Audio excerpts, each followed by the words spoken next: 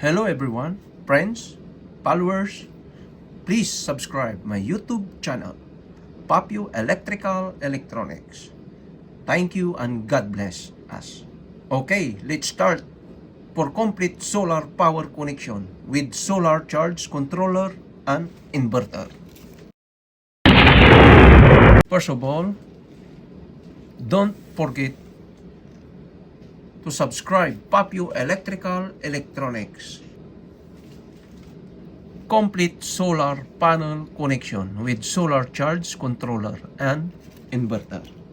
Okay, produce solar panel and solar charge controller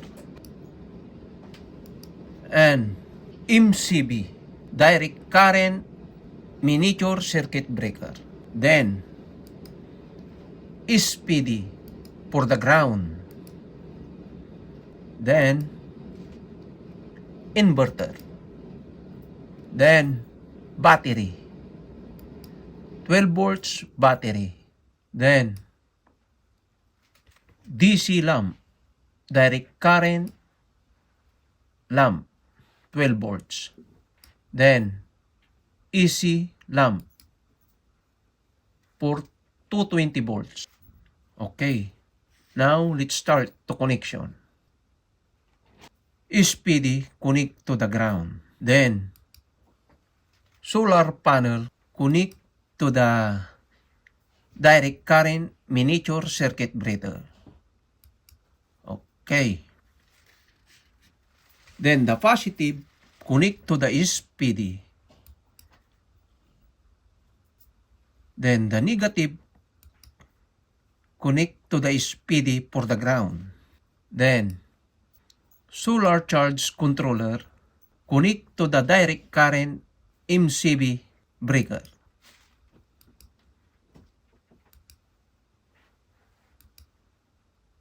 Okay. Then the negative solar charge controller connect to the negative DC MCB.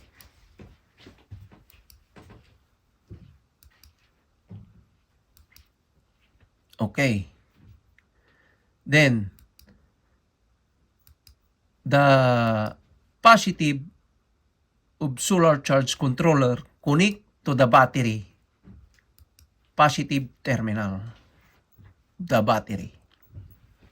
Then the negative solar charge controller connect to the negative terminal of the battery. Then after that, the positive of solar charge controller connect to the inverter. Then the negative of solar charge controller connect to the inverter. Okay. Then after that, the positive connect to the lamp, direct current lamp, 12 volts. Okay. Then the negative connect to the direct current lamp. Okay. Then produce the plug for the 220 volts. Okay. I-connect natin ngayon sa alternating current lamp, 220 volts. Positive,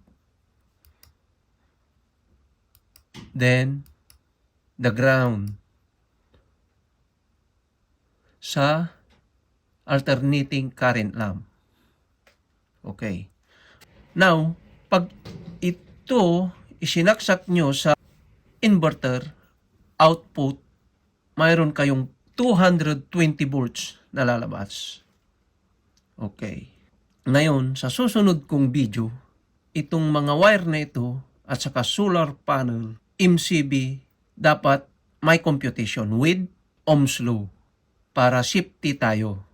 Pero ito ay complete solar panel connection with solar charge controller and inverter.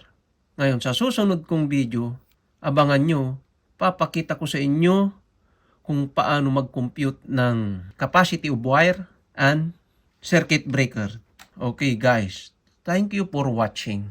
Pag may natutunan po kayo, please huwag kalilimutan mag-subscribe, like, and share, and click the notification bell para ma-notified po kayo sa susunod kong video.